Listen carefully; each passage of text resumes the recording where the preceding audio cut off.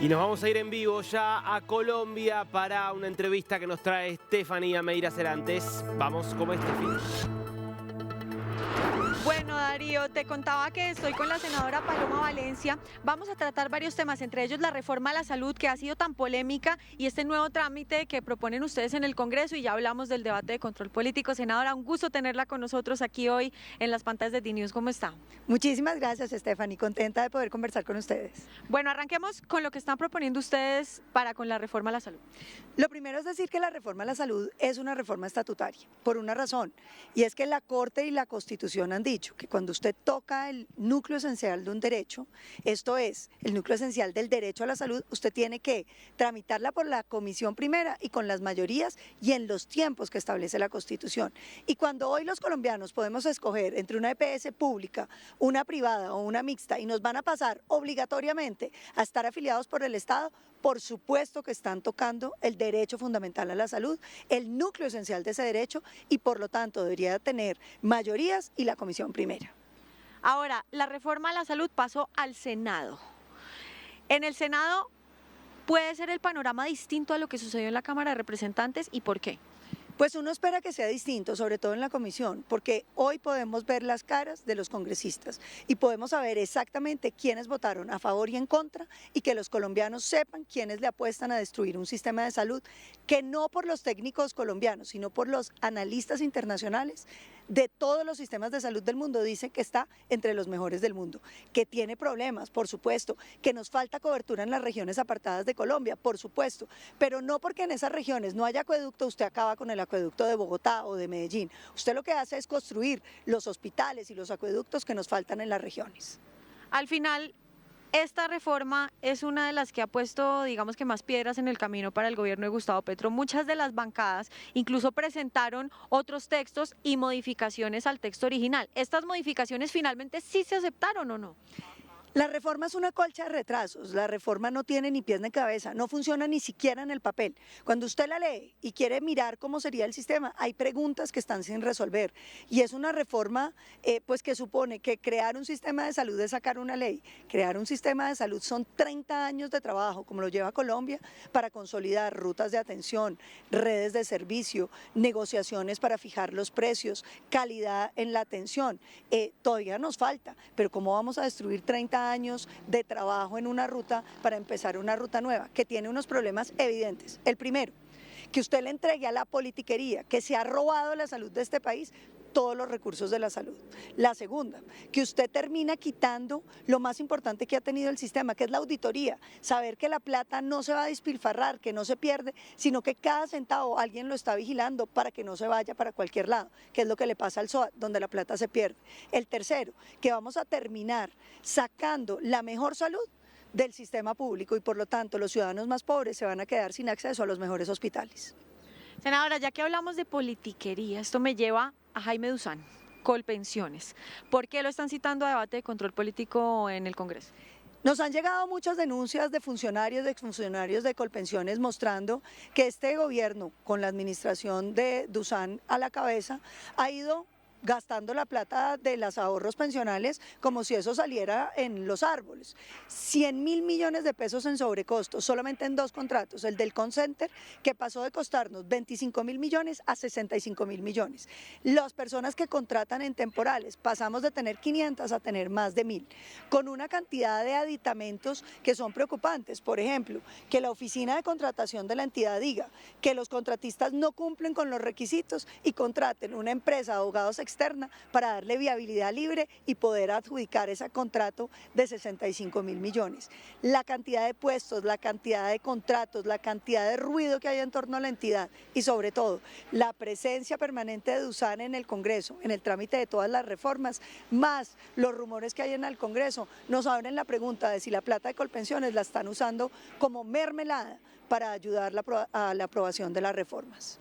Aquí nosotros estamos transmitiendo para toda Latinoamérica y los colombianos entendemos muy bien qué es el término mermelada, pero expliquémosle a nuestros televidentes en el Perú, en Argentina, en Chile, en Uruguay, en Ecuador, qué es la mermelada.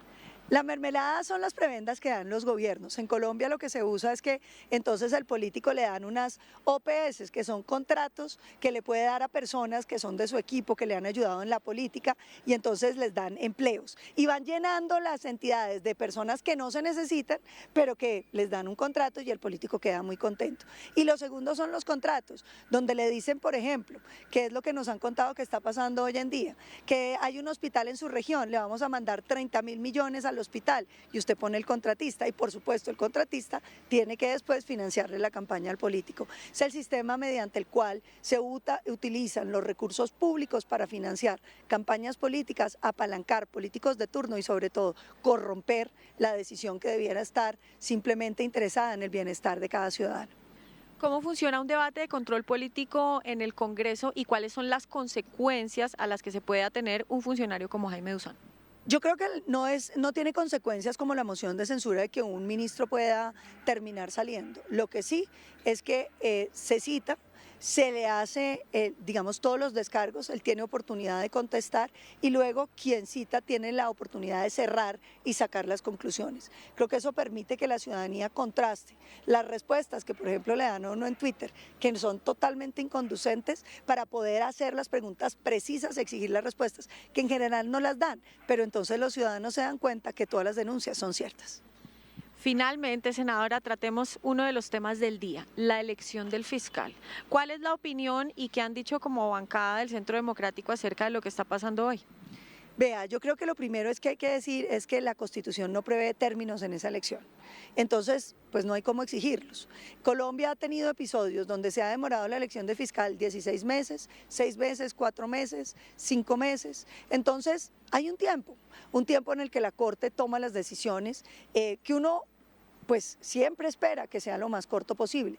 De hecho, en algún momento presentamos un proyecto para que por mayorías relativas, o sea, una mayoría simple, se pudiera elegir. Fue la izquierda la que más se opuso.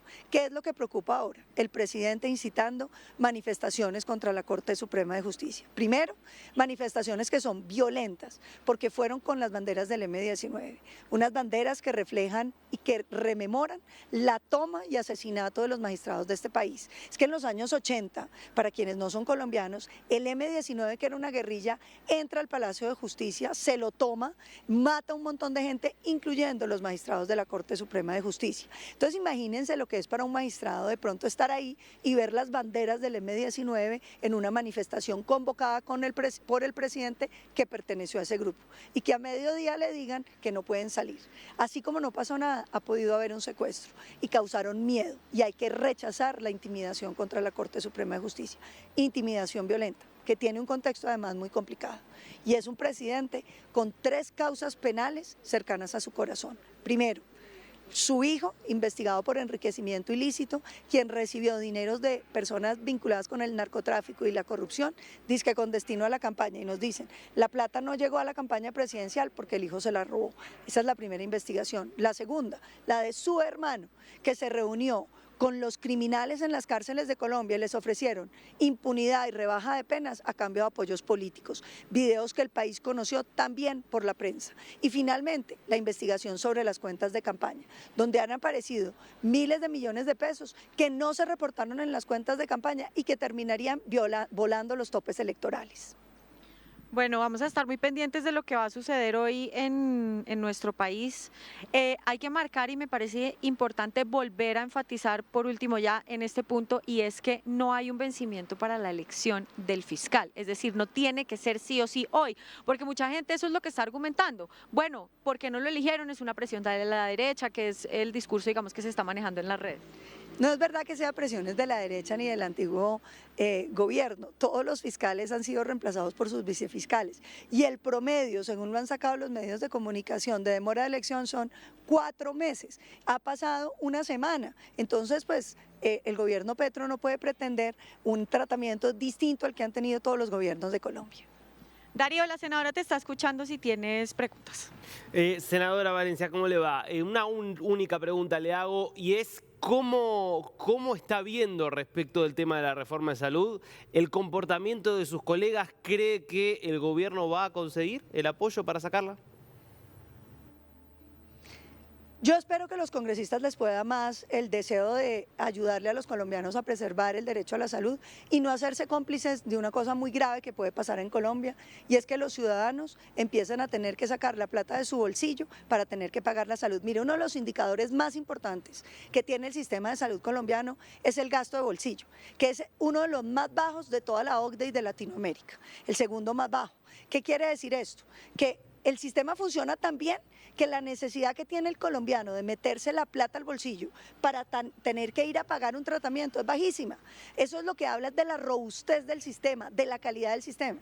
Porque si a una persona le da un cáncer y realmente, como dicen, no lo atienden y pasa el tiempo y la persona siente que se va a morir, pues lo que hace es tomar la decisión de tratarse con su plata. Y eso no le pasa a los colombianos. En medio de las demoras, en medio de las dificultades, a todo el mundo lo atienden mucho antes de que la persona decida tener que ir a pagar, vender la casa, como sucede en muchos países de Latinoamérica o en los Estados Unidos, que una enfermedad de alto costo termina siendo la ruina de toda la familia. En Colombia eso no nos pasa.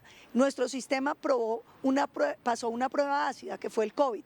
Mientras en Ecuador y en Perú la gente se moría en la calle, en Colombia todos los colombianos, con dinero o sin dinero, fueron atendidos con respiradores, tuvimos las vacunas a tiempo, las pusimos, no se nos vencieron como se les vencen a este gobierno. De manera que hay que pedirle al Congreso seriedad y responsabilidad frente a los colombianos. Gracias, senadora. Darío, no sé si tengas otra pregunta. Muchas gracias, Estefi. Lamentablemente nos estamos quedando sin tiempo. Te agradezco mucho a vos y te dejo por si tenés alguna consulta final para trasladarla a la senadora. Muchísimas gracias. Me parece que la reflexión final pues ya está dada. No hay tiempos para elegir fiscal y estamos pendientes de la reforma a la salud. Muchísimas gracias, senadora, por haber estado con nosotros en DNews. Muchísimas gracias. Un feliz día para todos. Listo, Darío. Volvemos contigo en estudio.